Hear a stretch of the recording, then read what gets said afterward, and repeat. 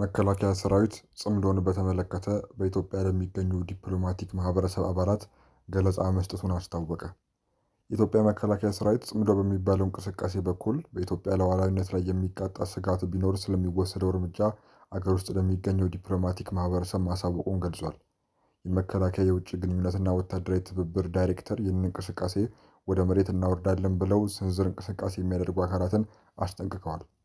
ዳይሬክተሩ ሜጀር ጄኔራል ተሾመ ገመቹ ያስታወቁት አርብ ግንቦት 14 2018 ዓ.ም በብሔራዊ ቴሌቪዥን በተላለፈ ቃለ መጠይቅ ላይ ነው።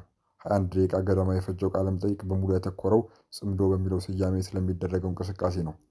የሜጀር ጄኔራል ተሾመ ቃለ መጠይቅ የተላለፈው የተለያዩ የኢትዮጵያ ተቃዋሚዎች እንዲሁም ከሱዳንና ኤርትራ እንደሆኑ የተገለጹ ግለሰቦች በሱዳኗ ፖርት ሱዳን ከተማ ስብሰባ አካሂደው እንደነበር የሚያሳይ ቪዲዮ ከተለቀቀ ከቀናት በኋላ ነው። ዝግጅቱን የሚያሳየው ቪዲዮ የተለቀቀው ከኤርትራ መንግስት ጋር ግንኙነት ባለው ህድሞና ቲቪ የተባለ የዩቲዩብ ቻናል ላይ ነው። ከዚህ ቀደም ጽምዶ የሚለው ቃል በህዝባዊ ወያኔ ሓርነት ትግራይ ወይም ህወሓት አመራሮችና በኤርትራ መካከል ይደረጋል የሚባለውን ግንኙነት ለመግለጽ ጥቅም ላይ ይውል ነበር። እስካሁን ድረስ ሁለቱም ወገኖች በአመራሮች ደረጃ ግንኙነት ስለመፍጠራቸው በይፋ አልገለጹም።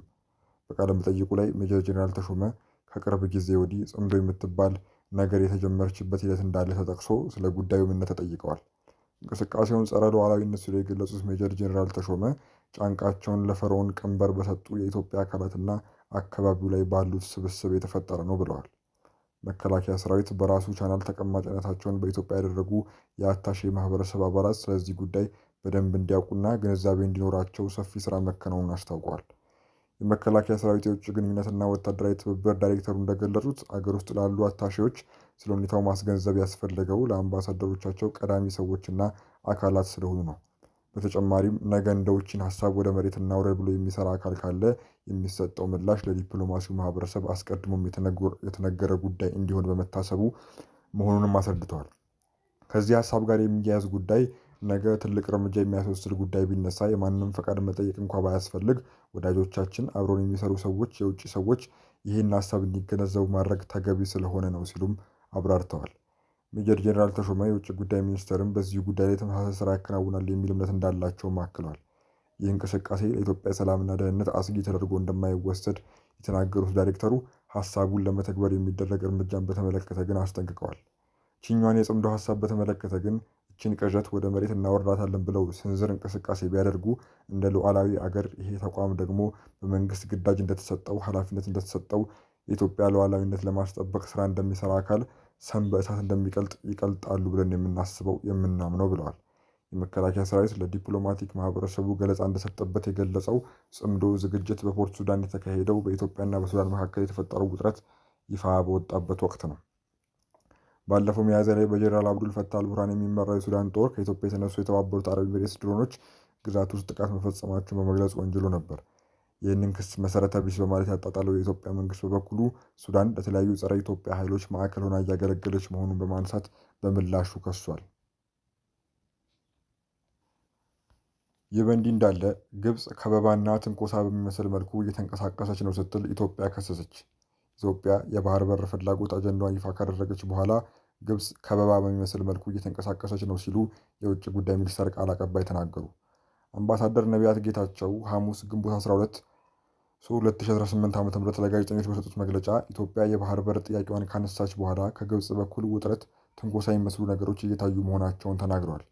ኤርትራ ነፃ ሀገር ከሆነች በኋላ ባህር በር አልባ ሀገር ሆና የቆየችው ኢትዮጵያ ባለፉት ጥቂት ዓመታት በመንግስት ደረጃ የባህር በር የማግኘት አጀንዳ በይፋ እየተራመደ መሆኑ ይታወቃል።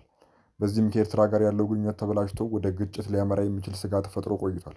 በተጨማሪም በህዳሴው ግድብ ምክንያት ለዓመታት ተቃውሟን ስታሰማ የቆየችው ግብጽ ከኤርትራ ጋር በመሆን የኢትዮጵያን ፍላጎት በሚቃረን መልኩ እንቅስቃሴዎችንና መግለጫዎችን ስታወጣ ቆይታለች። ቃል አቀባዩ አምባሳደር ነቢያት ከዚሁ ጋር ተያይዘው በሰጡት ጋዜጣዊ መግለጫ ላይ ኢትዮጵያ የባህር በር ፍላጎቷን ባነሳች ጊዜ ኢትዮጵያን ለማነቅ የሚደረጉ እንቅስቃሴዎች የመጨመርና የመጠናከር አካሄድ እናያለን ብለዋል። አምባሳደሩ አክለውም ይህ የግብጽ እርምጃ አዲስ እንዳልሆነ በመጥቀስ ኢትዮጵያ የባህር በር ፍላጎት አጀንዳዋን አጠናክራ እንደምትቀጥል በአጽንኦት ተናግረዋል። ቃል አቀባዩ ይህንን ያሉት ቀይ ባህር ላይ የሚደረግ የትራንስፖርት እንቅስቃሴንና የወደብ ትስስርን በተመለከተ ግብጽና ኤርትራ ባለፈው ሳምንት ስምምነት ከተፈራረሙ በኋላ ነው። ሁለቱ ሀገራት ስምምነቱን ከተፈራረሙ በኋላ የቀይ ባህር ጉዳይ የሚመለከተው የቀይ ባህር ጠረፍ አገራትን ብቻ እንደሆነ ጠቅሰዋል። ከኢትዮጵያ ጋር በታላቁ የህዳሴ ግድብ ምክንያት አለመግባባት ውስጥ የገባችው ግብፅ ከኤርትራ ጋር ያላትን ግንኙነት አጠናክራለች። የባህር በር አጀንዳ በተለያዩ አካላትና በህዝቡ ተቀባይነት ያገኘ ነው ያሉት አምባሳደር ነቢያት ኢትዮጵያ አጀንዳውን ሰላማዊና ዲፕሎማሲያዊ በሆነ መንገድ እንደምትቀጥል በተደጋጋሚ መግለጿን አስታውሰዋል። ቅዳሜ ግንቦት 8 ቀን 2018 ዓ.ም የግብፅ የውጭ ጉዳይ ሚኒስትር ዶክተር ባድር አብድላቲ እና የግብፅ የትራንስፖርት ሚኒስትር ሌተናል ጀነራል ካማር አልዋዚር ከኤርትራው ፕሬዝዳንት ኢሳያስ አፈወርቂ ጋር ተገናኝተው ተወያይተው ነበር። የግብፅ የውጭ ጉዳይ ሚኒስትር ዶክተር ባድር አብደላቲ ከስምምነቱ በኋላ ከኤርትራ ቴሌቪዥን ጋር ባደረጉት ቃለ ምልልስ የቀይ ባህር አስተዳደርና ደህንነት ጉዳይ በዋነኛነት የሚመለከተው የቀይ ባህር አጎራባች አገራትን ነው ብለዋል። ጠቅላይ ሚኒስትር አብይ በተደጋጋሚ የአገራቸውን የባህር መተላለፊያ የማግኘት ፍላጎት በንግግርና በመግባባት የማስፈጸም ፍላጎትን አጽንኦት በመስጠት ኢትዮጵያ ፍላጎቷን በኃይል ለማስፈጸም ጦር እንደማትሰብቅ ተናግሯል።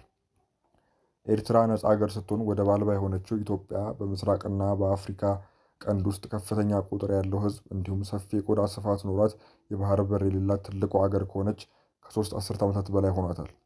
አምባሳደር ነቢያት ሐሙስ ዕለት በሰጡት መግለጫ ካነሷቸው ጉዳዮች መካከል በሳዑዲ አረቢያ እና በደቡብ አፍሪካ የሚኖሩ ኢትዮጵያውያን ስደተኞች ጉዳይ ይገኝበታል። አምባሳደሩ በተለያዩ አገራት በስደት የሚኖሩ ኢትዮጵያውያንን በተመለከተ የውጭ ጉዳይ ሚኒስትሩ በቅርቡ ከሳዑዲ አረቢያ ምክትል ውጭ ጉዳይ ሚኒስትር ጋር ጉዳዩን በማንሳት መወያየታቸውን ገልጸዋል። ሚኒስትሩ ከሳዑዲ አረቢያ ምክትል ውጭ ጉዳይ ሚኒስትር ጋር በነበራቸው ውይይት በሳዑዲ አረቢያ ለኢትዮጵያውያን ሕጋዊ የስራ ስምሪት እድሎች እንዲሰፉ መጠየቃቸውን ተናግሯል። የሳዑዲ አረቢያው ምክትል ውጭ ጉዳይ ሚኒስትርም ሕጋዊነትን የተከተለ የስራ ስምሪት በሳዑዲ አረቢያ ለሚገኙ ኢትዮጵያውያን ሰራተኞች ደህንነት መረጋገጥ ቁልፍ ጉዳይ መሆኑን መናገራቸውን ገልጿል። ዶክተር ጌዲዮን ጢሞቴዎስ በኒው ዴሊ በነበረው የብሪክስ ጉባኤ ወቅት ከደቡብ አፍሪካ የውጭ ጉዳይና ዓለም አቀፍ ትብብር ሚኒስትር ሮናልድ ላሞላ ጋር መወያየታቸውን ቃል አቀባዩ ጠቅሰዋል።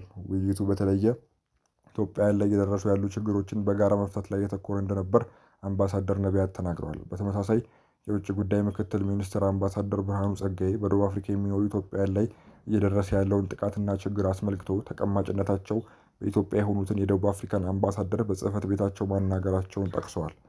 በኢትዮጵያ የደቡብ አፍሪካ አምባሳደር ከሆኑት ናንሴባ ሎሲ ጋር በተደረገው ውይይት በኢትዮጵያ ላይ እየተፈጸሙ ያሉ ድርጊቶች እንዲቆሙ በተለይም የደህንነት ጥበቃ ማድረግና ማረጋገጥ አስፈላጊ መሆኑን መናገራቸውን ገልጸዋል። ቃል አቀባዩ አክለውም የደቡብ አፍሪካው አምባሳደር የሀገራቸው መንግስት የሁሉንም ዜጎች ኢትዮጵያንን ጨምሮ ደህንነታቸውን ለማስጠበቅ ቁርጠኛ መሆኑን መናገራቸውን ገልጸዋል።